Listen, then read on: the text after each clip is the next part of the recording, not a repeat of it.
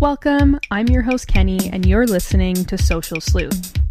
Today I'm joined by Dr. Edwin Hodge, an adjunct professor at UVic. As a sociologist, Edwin has some fun expertise, researching the men's rights movement, the alt-right, and imagining how digital borders function. I'm jealous, not jealous, of Edwin's conspiracy knowledge. So let's get right into it. Drum roll, please. Can anybody guess? Welcome, Edwin. Thank you for coming on Social Sleuth. Thanks for having me. Sort of an icebreaker is just right off the bat of how you define a meme. Oh, God. Memes, I typically say that memes are a short form type of social communication. They are, usually an image or text-based, but they're ultimately designed to share socially, sort of share information that people already understand, right? It's social information that people already sort of get. Absolutely. I think that's a great definition. But the initial UG is definitely shared amongst people that I asked this question to. But now that that's out of the way, would you mind introducing yourself and sharing a bit about your journey into sociology? Sure. So my name is Edwin Hodge. I'm an adjunct professor at the Department of Sociology at UVic. And my journey into sociology was roundabout. I actually started as a political science major and finished a bachelor's at UBC, and realized political science wasn't really touching on the things that I was interested in, which was at the time was gender and race. And these are two big vectors of social inequality that political science in my department really wasn't looking at. So I ended up taking a couple of courses in sociology and just as a general study student, and I fell in love with it. I ended up doing a full year, a full course load of general studies sociology. And then when I started my master's, I kind of jumped ship from political science into sociology. And then when I decided to do my PhD, I just went in both feet, sociology all the way. That's awesome. I have a little giggle to myself because I started as a poli-sci undergrad, and then actually after taking your class, shortly thereafter, I switched into sociology. But what first drew you to explore online communities and extremism or borders more recently I've seen in your work, and these weird ways that digital spaces shape culture? Now that is also a tricky question because I kind of fell into it. I had originally been doing work. My master's was looking at how men constructed a sense of self in religious-based white supremacist communities. And I just in the course of doing that research, most of my research just ended up being in these sort of early 2000s online spaces. And it was fascinating to see just how sort of adept these extremist groups were at building these rather resilient networks in online space, which, I mean, prior to my investigation of this, online spaces for me were basically like your occasional chat room and like early years Facebook, which these weren't communities at all. They were just, gimmicks. But, the more research I did, the more I realized, these folks are using these spaces in really interesting ways. But it wasn't until I started doing my research for my PhD looking at men's rights activists and red pill activists and incels that I realized that what these spaces were effectively sort of safe spaces for these folk to engage in a kind of imagined, it's hard to sort of describe. It's like an imaginary play, right? Where they get to speak the way they wish that everyone would speak, and they get to act the way they wish that everyone could act, and they could do it in anonymity. And so that kind of locked me into studying these online groups. And then through some colleagues that I had, doors were opened into this project studying borders in the 21st century. And most of the folks that were in that field or in that project were political scientists and public admin folk. And for them, borders were very much about like geopolitical borders. And then I was looking at my work and I was saying, well, actually, I'm really interested in how borders are being created in these online spaces. You can't put up checkpoints. You can't, militarize them. So what are they doing? And so that question really sort of prompted me to dig into how these spaces create boundaries around themselves to sort of police who gets in and who stays out. I think it's all really interesting stuff, and sort of how you've alluded, it's hasn't always been that way and sort of growing with it as the online space has grown. But a little bit about me in this podcast. Social Sleuth is about unpacking internet culture. So memes, algorithms, echo chambers, and like I said, the weird ways that the digital space shapes us and our beliefs and our identity. Mm-hmm. Your work on things like troll culture, like you've just mentioned, digital borderlands, and how these networks ignore national lines really feels at home.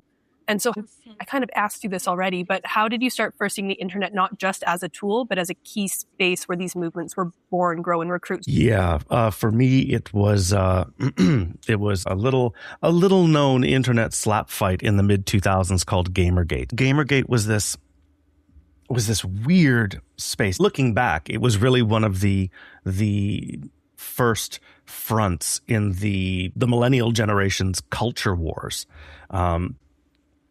But really what it was it started as a little internet slap fight about whether or not girls belonged in video game spaces. But the site was quickly invaded by and colonized by now well-known names on the far right, guys like Steve Bannon, Milo Yiannopoulos, Mike Cernovich, like folks that went on to really help Donald Trump win his first presidency. And what I saw in that space, this feud that quickly turned into an international thing, was a generation, so millennials and then older Gen Z folk coming of age in this period where there was no real barrier or real difference between online and offline patterns of behavior. Folks in Gamergate took their fight out of forums and into corporate boardrooms and eventually into electoral politics.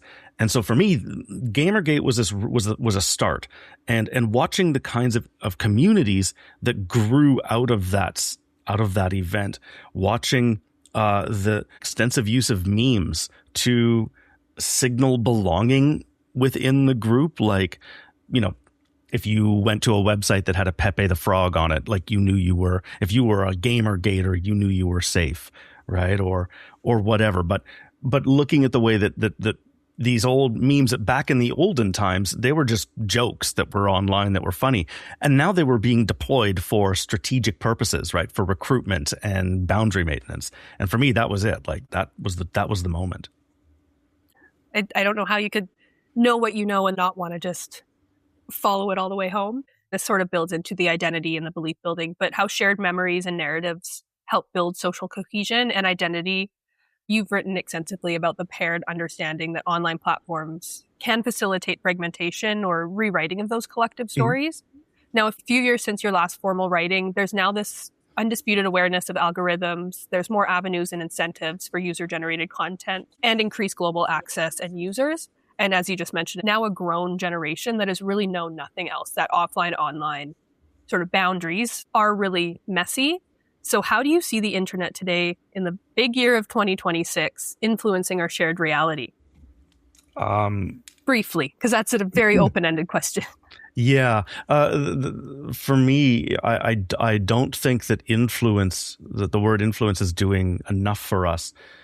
In 2026, our political landscape, our economic landscape, our social landscape, and beneath all of that, just the way that we understand ourselves and our position in the world, right? Our epistemology, all of it is fundamentally being shaped by the patterns of online discourse, right? Like an example that I like to think about is in the late 90s, there was the beginnings of what is now the anti-vax movement. By the mid 2000s, that movement was more or less fringe, right? Like it was being laughed out of every major space. The only people that were cheerleading it were like Jenny McCarthy and occasionally Jim Carrey. It wasn't a big thing. Here in 2026, anti-vax sentiment is so great that we're now seeing outbreaks of measles that have turned Alberta into like the epicenter of a new global pandemic in measles. We're seeing people worried about the resurgence of like smallpox and polio and like all kinds of weird stuff because the internet has allowed conspiratorial voices to effectively monopolize the space instead of expert opinion or expert voices. And that's a real challenge. That is a good example of just how, you're right, influence is not strong enough of a word to really capture what's happening. So whether it's elections or social movements or cultural crises, people often start with similar facts, but reach wildly different conclusions. And we know rumors and conspiracy and general dissent, that's nothing new or revolutionary, but the widespread and viral nature is a contemporary challenge. Can you speak to the idea of counter memory in the digital space in 2026? Sure. Counter memory has been an idea that's been floating around, often in like literary criticism for years. But in its earliest forms, counter memory was this idea that in any culture where there are dominant groups and marginalized groups, the dominant group reserves for itself the right to effectively write history, right? So it writes not only its own history, but the history of everybody in those spaces. It has, it writes the history of oppressed peoples as well. But oppressed peoples, they write their own histories, right? And they're often secret. So slaves in pre-Civil War South in the U.S., enslaved folk would share oral traditions, oral histories that were secret, that were kept away from white folk. And the idea is that they were telling their own history. They had their own memories of their experiences. Counter-memory allowed oppressed peoples to retain a shared sense of identity, right, in the face of brutality. But the way that I saw counter-memory also emerging was in these digital spaces dominated by white supremacists and extremists. And what I saw in those spaces was that those folks were also sharing a kind of alternate history, right? But the alternate history was being used for a specific purpose, right? So they were identifying facts in the world, but they were reinterpreting those facts through their own ideological biases, right? So white supremacists would look at, the fact that the U.S. disproportionately incarcerates black men. That is an observable fact. Now, social researchers will tell you, yeah, that's racism plays a huge factor. It's a huge, huge part of that stat. But white supremacists would instead reinterpret that. And they would say, well, that's just proof that black folk commit more crimes or whatever. Which, like, that's not what those stats should tell you. But they would use that and they would couple it with other facts, like the fact that globally there are just fewer white people than there are non-white people. Like, yeah, obviously, that's a fact. But they would reinterpret that to say, okay, well, what that really means is that we are an endangered species. So they take these facts, but they completely twist them. They reinterpret them to say that instead of, white folk dominating North American cultures, they would say, oh no, white folk are actually this oppressed minority within our own societies, that white folk are surrounded on all sides by barbarism and violence, and that the only logical conclusion that could be drawn is that white folk need to engage in a war for survival, right? And the story that they would tell out of that is this kind of counter memory. It's a counter narrative to sort of dominant mainstream views, but they use those to collectively build a sense of identity that is rooted in this like fear and a sense of urgency that they need to do something. That makes a lot of sense. I guess it's sort of interesting how, and this is a major theme throughout all of it, I'm not just realizing it now, but how these tactics of social movements can also be then co-opted by extremist groups. And it's just really interesting if we want to put all this information out there so that people can, like on an empowerment basis, but then it's also being used in nefarious ways.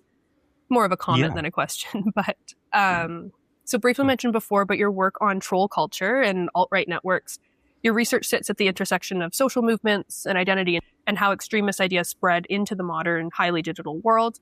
But in the bigger picture of today's polarized society, so since your last writing that I could see at least, post-insurrection, post-pandemic, ongoing global crises, how has troll culture or the alt-right movement evolved? I know I've seen it evolve, but you've tracked this a lot longer and a lot more in depth. Yeah, depressingly. What we called the alt-right back in the, in 20-teens, what we called the alt-right then isn't anymore. In a lot of ways, it's mainstream. The xenophobia, the black or white authoritarian thinking, just low key racism in everything. That's mainstream, right? What we see in the United States, for example, the Republican Party's evolution, metastasizing into the MAGA, right, into this MAGA movement. MAGA at its heart is just the alt-right cranked up to 11. That's what it is. And, Trump being the avatar of all of this. We watched, right? Like the folks that started Gamergate, they evolved into the folks. They're the same people that kicked off the alt-right. They gave it the name. Right? Steve Bannon, Milo Yiannopoulos, Mike Cernovich, like just to name three. They were in Gamergate, then they were in the alt-right. Then those three helped to get Donald Trump elected.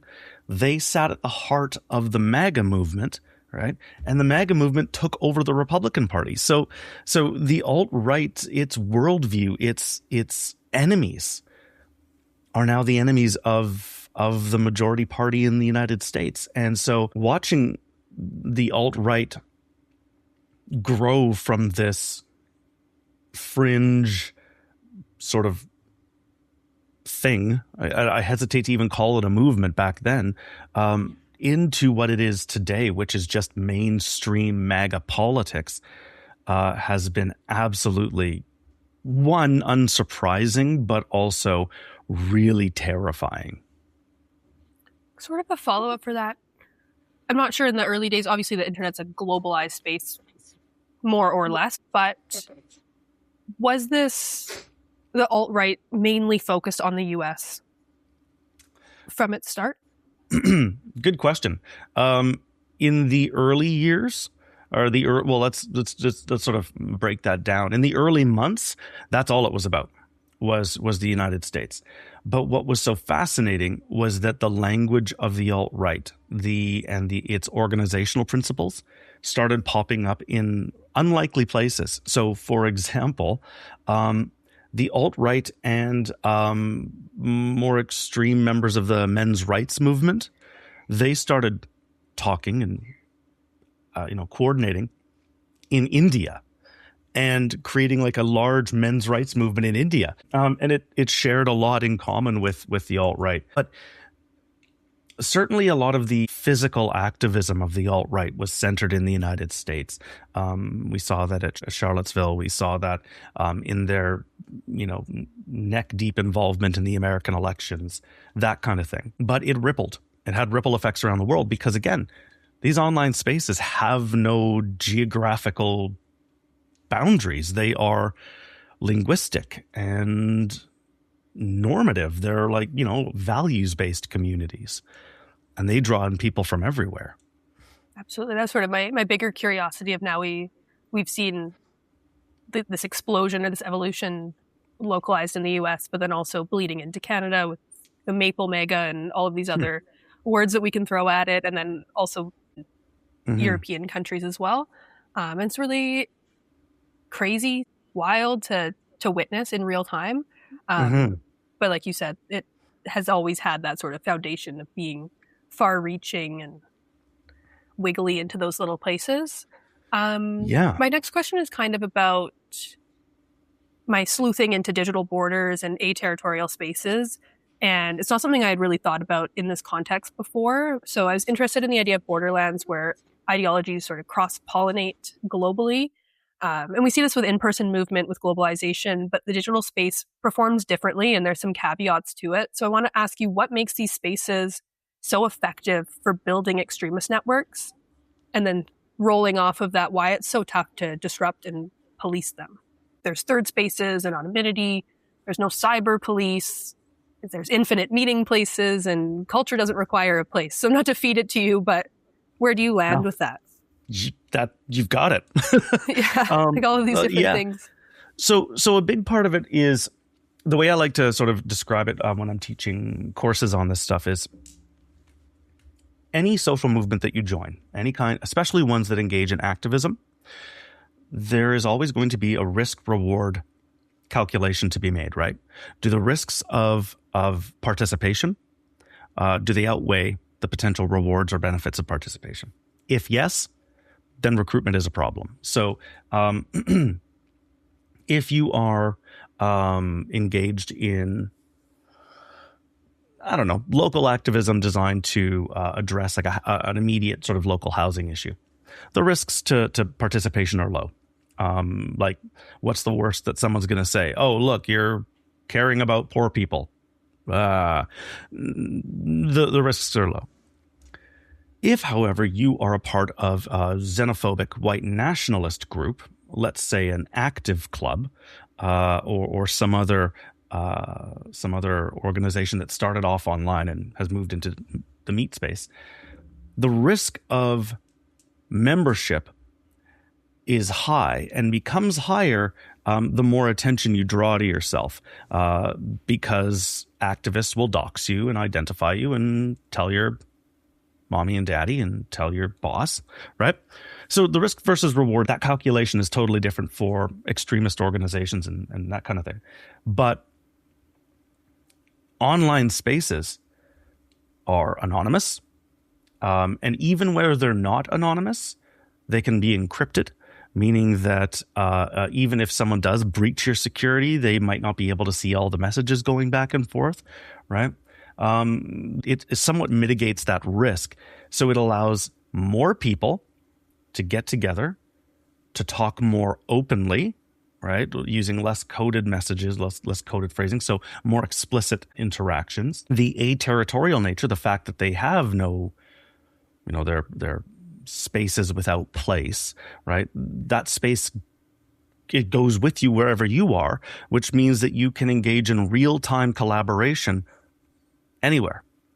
And the fact that it is in this aterritorial space means that you also can share ideas with other organizations who are on the other side of the continent, on the other side of, in a totally different country, because space, like distance, is no longer a limiting factor. So these aterritorial spaces, in a lot of ways, become crucial elements in effective social movement organizing if you are on the political right. And I should say now, in this day and age where leftists in the United States and progressive activists are being labeled as domestic terrorists, these exact same sort of elements of online space are now of benefit to progressive activists as well. Just sort of thinking of the permissibility as we go through, like growing within, and doesn't seem to be any sort of foresight a lot of the time with the media and social media or technological advancements of even just like how AI is progressing. And that definitely, I would think, builds into this as far as the memory and sort of what's real and what's not real. But as we go through it, what's acceptable becomes more acceptable. And then that risk scenario sort of changes. Very interesting stuff. Very concerning. But using humor and slang and memes and shared memories to create in and out group identities, what are some core beliefs or patterns you've observed and how these places function? So I pulled some examples from your writing, but also just online we have Pepe the Frog, which we mentioned earlier, that evolution, or the triple brackets. I had no idea that the triple brackets were these sort of signaling and messaging tools. Yeah. It doesn't need to be any of those examples, but how do these work as tools for building community and spreading ideas? Oh, yeah. The first, let's see if I can organize this in a way that makes sense. So even before we talk about the memes themselves, the meanings themselves, one of the things that these groups have mastered, right, and have left other activists and their opponents in the dust, has been the mastery of irony. There's this hilarious, it's not hilarious anymore, but it used to be this sort of meme online, the right can't meme, right? It was this idea that conservatives and MAGA couldn't put together a funny meme to save their life. And yeah, a lot of them are like hilariously unfunny. But what they really are good at is obfuscating their message behind jokes, right? We can sometimes call this like Schrodinger's Hitler. So they'll come into a space and they will make edgy jokes. If the audience is receptive, then they'll keep going. If the audience isn't receptive, then they say, well, this is just a joke. Don't worry, it's Snowflake or whatever. But when they're doing this, they also sort of deploy this as a way of saying, like, it's a joke if you don't like it. If you agree with our message, then what we're saying isn't a joke at all. It's serious. And so this kind of like dual messaging is really useful because these folks, some of their prime recruitment spaces are places that have pretty significant safeguards, or at least are supposed to. So games like Roblox, Minecraft, Call of Duty lobbies, like video game spaces. So they use these kinds of strategies to sort of get around censorship or whatever.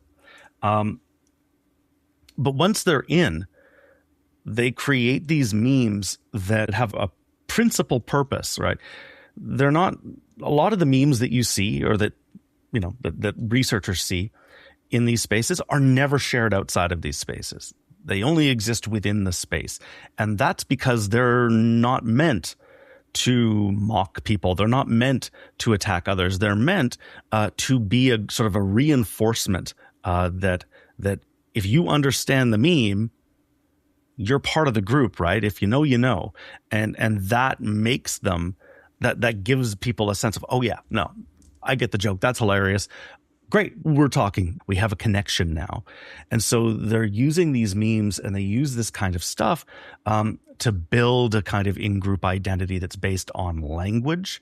It's based on shared values, all of which is being transmitted through these often just silly macros like Clown World, right? Or Friend World. These are ridiculously crude illustrations, but they're very effective. It's definitely interesting because doing this podcast and just being online, I see that sociological, like going back to these symbolic interactionism, and I see it in other groups of like a true crime space, or I've looked at like book talk, and you see them in small ways. And then to try and relate that to these extremist movements, there's sort of that jump of, yeah, they're using the same tactics, but how are they really like getting the punch in and really driving it home. Mm-hmm. And I think as we've been talking, it's just this repetition and this trying new things. And it's unlike those other spaces that are really just trying to create this nice little community in the most part. They know what they want and they want to keep it. It's not about recruiting people. Yeah. But this is a very strategic sort of use of it. Yeah. Very interesting. This question I have is about the men's right groups, but sort of more of what I see online as like a 25-year-old woman. And so it's going to be different for everybody, but we have men's right groups, the manosphere, and the understanding of how they reframe social positions through counter narratives and a bunch of other stuff. But with the rise of Tradwife content and empowerment frame conservative femininity and faith-based online aesthetics bleeding into the mainstream, or becoming the mainstream, I could say more confidently, I wonder how you see these ideals or ideas evolving or intersecting with this broader extremism seen in like online male-coded or political spaces. A lot of it is, I think, unironically complementary. Like it's designed to be complementary. The Tradwife aesthetic, like you can trace it back to, people capitalizing on sort of the Pinterest trend of cottagecore, and then you get these people who are like, oh yeah, no, like cottagecore is great, but also making sourdough bread in a rustic cabin owned by your billionaire heir to an airline company or whatever, right? But that is used deliberately. Like those are used very deliberately. A lot of the like if you look at the Ballerina Farms is a perfect example of this, right? Like, so she's all about this Tradwife experience, but if you look at who her partner is, like he's not a nobody. He's a big deal. And my understanding is he's also a rather like faithful conservative donor. Like he donates to traditionalist causes, right? That just as in politics, there has been this real push towards this ultra traditionalist, very like, old school thinking on like the proper position of men and women in society. Tradwives seem to be a coordinated effort as well, right? Like these accounts are often boosted by bot farms or whatever. They show up in like even my For You page, which like what the hell are they doing there? My TikTok is all about Warhammer painting and like discussions about like theology because I have a side hobby of thinking about the Bible. But like they show up in ways that are like they really shouldn't be there, but they are, right? So I see this being used in a more sort of coordinated, organized fashion, right? Where folks on the right, they know those algorithms. Hell, some of them own those algorithms. And so they're able to manipulate those algorithms intentionally in order to push these very particular narratives, right? So like part of the reason why we're going to see far more MAGA style or like, anti-protest or Tradwife content showing up is like the fact that TikTok in America has been purchased by a Trump donor. So we're seeing that politics and these sort of social media spaces, they're not separate anymore. They're all connected, right? And they're being used intentionally as recruitment spaces or as socialization mechanisms, right?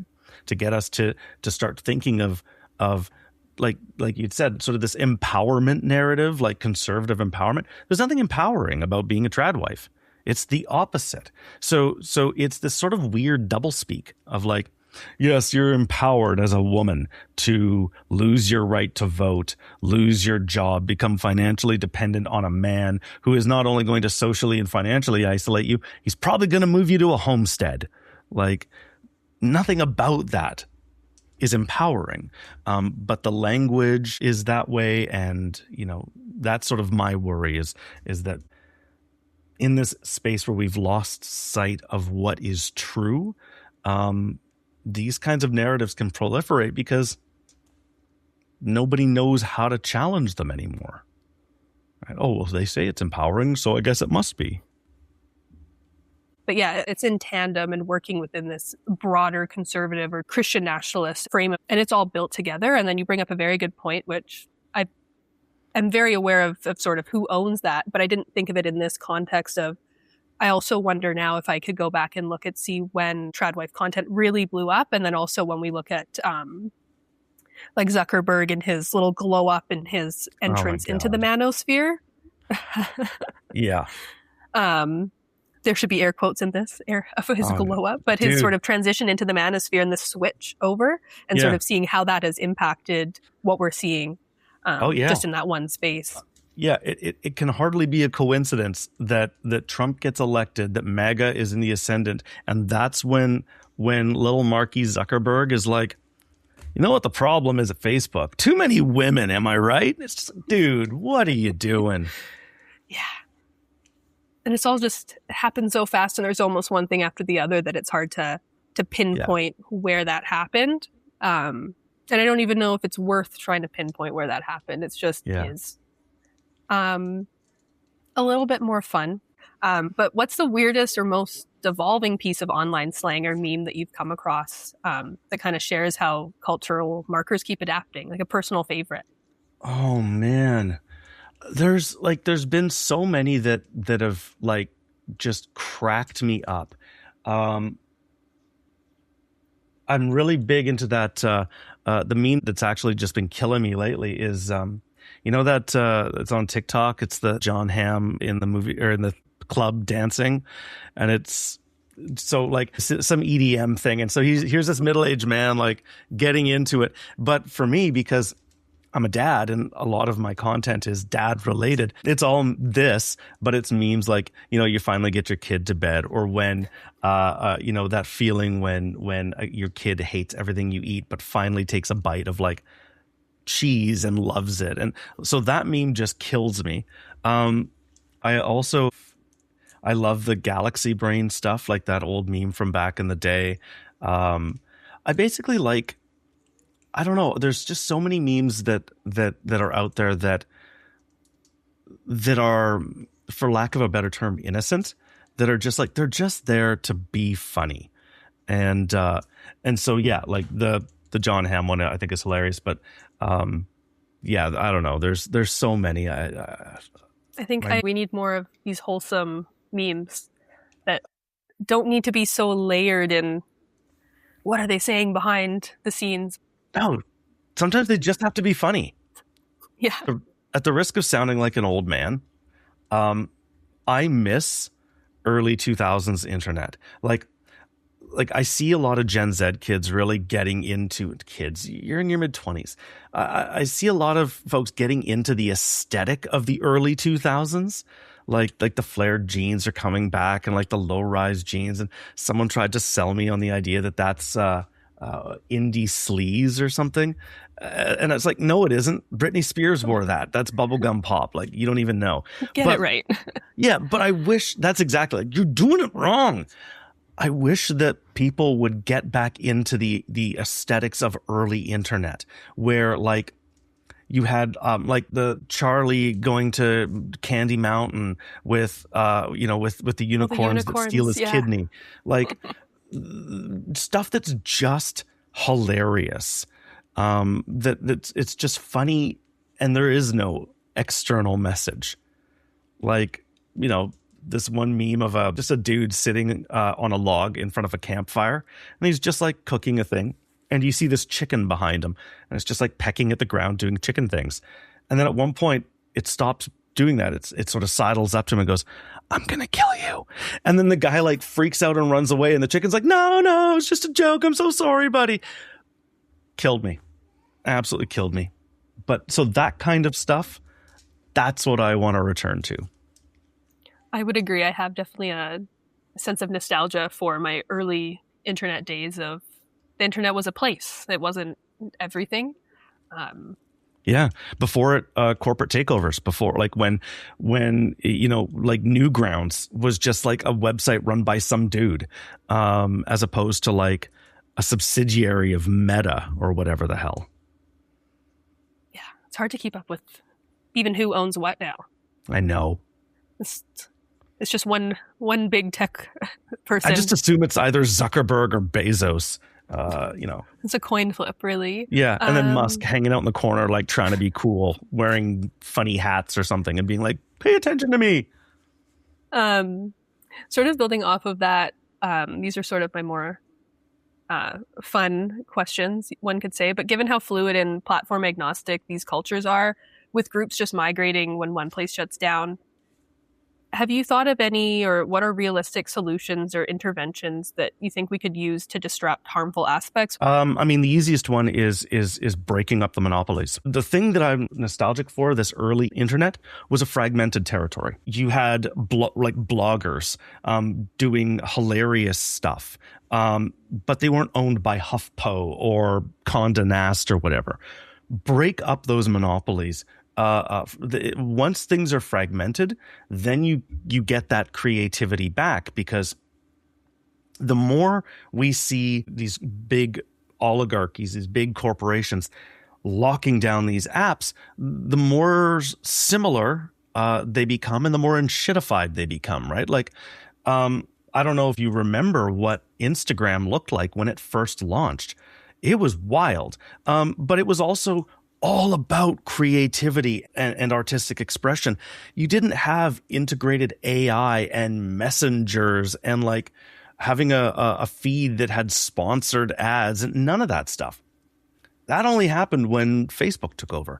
And now Instagram is just Facebook with a slightly more like bougie looking frame. But like, break those things up, return to just that older, sometimes more chaotic, but also more creative sort of space. For me, that's the big thing. Don't let Google off the hook because it changes its name to Alphabet and like whatever. It's still Google and it still owns YouTube and it still manages the algorithm of YouTube to push engaging content, and engaging content is 9 times out of 10 rage bait. That makes everything worse. Yeah. It's a very good point. I would think that that's also increasingly difficult because a lot of these integrations are sold with, and it's built up into different industries. It's not just people's social lives, but their work lives and how that all is entangled. Not that it's not a perfect idea, and I think we would see a lot of lessening of certain symptoms, but it does feel unattainable in the current state. Well, not with that attitude. I do see little like glimmers of hope of like sort of being on Substack and hosting my podcast and my blog through there. And more or less it's you own your emails. You are just the website and you can participate in the social aspects, or you can just do your own thing. That's the thing is it's peaceful. It's not frenetic. There's not like ads popping up and turning the site into mobile cancer, right? Like half the time I pull up a site now and it's half the screen is cut off with ads. And it's like the official word is enshittification. This is the practice of corporations buying up things and deliberately making them worse in order to make more money or whatever. But yeah, I look at it as like, you're right. On the trajectory we're on now, really hard to change this stuff. But if we could have in Canada, but more importantly now in the United States, if there could be a government that was friendly to the idea of regulating these large social media aggregators, these like, the Metas and the Alphabets. Because right now the standard practice is if a new upstart thing shows up that could even potentially someday threaten the supremacy of Facebook or whatever, Meta just buys it or destroys it, right? And so that monopolizing antitrust kind of stuff antitrust needs to be enforced in the United States. But when Twitter collapsed, right, when Musk took over and Twitter went to the tubes, we saw Hive, we saw Mastodon, we saw Blue Sky, and yeah, Hive and Mastodon are still like tiny and they're not really doing much these days. But at least Blue Sky came out and has offered a different kind of vibe. Like if you were on Twitter, X, and then you went to Blue Sky, like they're two different landscapes. And that's like, so we have those potential avenues. It requires more than people thinking in individualistic terms, being like, well, I'm just going to move there myself. I'm going to vote with my wallet. These companies are too big. They make more money than half of the global south, right? So they need to be regulated. We actually need enforcement with teeth to ensure that they're not actively destroying and enshittifying the landscape. Yeah, I think that's where my cynicism comes in. It's like, yeah, I can do what I want to do and I can make better choices for me, which is awesome, and we should do that. Yeah, absolutely. Just regardless of its larger impact, but sort of just turning away and shifting our focus onto a different platform where we can keep doing what we were doing doesn't make it go away. It only kind of increases or reinforces this filter bubble or this network that has been created. Yeah, we just need to also like let younger people run things for a bit. Like the average age of Congress folk in the United States is like in their 60s. What the hell is that? Like, just come on, boomer, just let it go, man. My next question. Is there a conspiracy theory that surprised you in how it spread online or how committed its believers were? My side note is I vividly remember now 7 years ago being in your class, and I think you had offered up like a bonus grade of some sort if someone could name a conspiracy that you were not familiar with. I was like, who does this guy think he is? How does he know everything? And then you did, and you showed us. So I wanted to ask, what's the most surprising or crazy one and how committed believers were? QAnon, and it's not even close. QAnon is the most wackadoo, like messed up, internally inconsistent, contradictory, bizarro conspiracy theory I've ever heard. And 9/10 of its core is just rehashed satanic panic nonsense. And yet QAnon has turned into this religion that elements of QAnon are showing up in mainstream political discourse. Hell, Donald Trump went on a couple of his rallies, has come out onto the stage to the QAnon theme song. Like, they wrote a song, where we go one, we go all. Like, hate that. And so it showed up, and he went out and did his thing. QAnon has been next level. Back in the early days of the internet, this would have gone away. It would have disappeared fast because people would have been like, what is that? More accurately, it never would have left 4chan. But, as most things shouldn't. But now it's this global, like, hydra of conspiracy theory that draws in everything. And it's not just recruiting from like hardcore weirdo libertarians anymore. It's mostly recruiting like granola moms, crunchy moms, and folks that listen to Facebook mommy blogs. Like, it's wild to me. It is a really weird one. I shouldn't say I'm not familiar. I attempted to write a paper about QAnon for a moral panic class with Sean Eyre at UVic, and I say I attempted because it's so convoluted. I was not ready to try and write this. It turned out okay, but it's just mind-boggling. And like you said, who's being targeted, and it sort of reshapes how we think about recruitment or social beliefs and how we make those beliefs and who is susceptible to that. Mind-boggling. Thank you for sharing. I'm glad that I was sort of going in that direction because I was trying to guess. I was like, what's he going to say? Is it going to be alligator people? Is it going to be QAnon? I don't know. But yeah, it is as crazy as I think it is. It's messed up. And it just keeps evolving into like increasingly weird things. But yeah, QAnon is next level. Like, I miss the days of like flat earthers, although that too, holy smokes, are there a lot of flat earthers out there? And like, where are they coming from? But the answer is YouTube. They're coming from YouTube. And like, who in their right mind would believe the flat earth? But there are millions of them. Just yikes. That's all I can say. I gotta stop ironically saying that the earth is flat. I'm gonna influence people. I had an email from a student one time that asked me that. They were like, you've said like the earth is flat in class. Do you really believe that? No, I do not. Yeah. And And then this one, I had written it and then read it and went, if somebody asked me this, I might tell them to go away. But if you could memify one idea or concept from your research for people to better understand or just to get a good laugh out of it, what would it be? Yeah, I'm trying to think of this.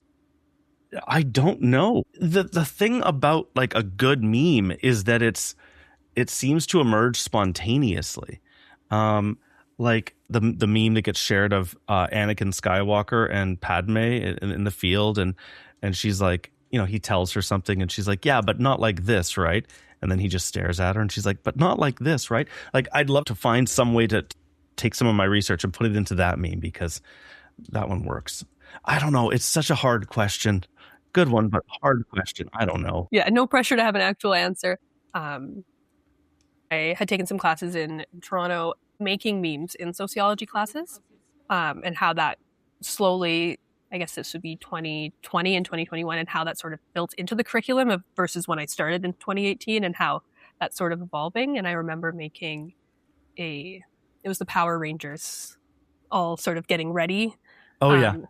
And it was when you take an edible and you say out loud that it's not going to kick in, and then the Power Rangers, and sort of talking about social capital and that sort of thing. So I didn't know if it was something you'd possibly have thought of. So in my current 100A course, I have memes in every single week. So on Brightspace, where the students are checking out the course, every week has a meme associated with the theme that we're doing. But there's like SpongeBob memes, and there's the super angry lady pointing and like the little cat. Like I've got so many of those kinds of memes on there, and they all work. But yeah, my own research is just like, it would have to involve depression in some way, because that's the end result of my work. Yeah. Fair enough. My final, not question, but I like to give the last words to my guest. It does not have to be about what we talked about. Yeah, you get the last words. Oh, yeah, this is an easy one. It can be real easy to get cynical and to get ground down by this. You look around the world and you're like, this is a dumpster fire. I'm actually living in a dumpster fire. It doesn't have to be this way. We do collectively as citizens, as people, have the power to make things better, to halt things. Like, we'll never go back to the way things were. Like, that's just not how it works. But we can push through, and we can collectively work to make a world more equitable, more just, more fair. It has happened before. It will happen again, right? Like, the world hopefully probably won't end because of this weird space that we're in. We can make things better. I needed to hear that. I'm sure many other people needed to hear that. Thank you, Edwin, for joining me. My pleasure. Thank you, Edwin. What an exciting discussion. It's interesting to unpack the mechanisms of extremist movements, especially with the ease of archival that the digital age enables. All this only makes me more excited for next month's episode, where I will be talking about the flip side, social justice in the digital age. Check out Edwin's research, some of my writing, and this podcast, Social Sleuth, at KennyC402 on Substack. Thanks for listening. Keep sleuthing.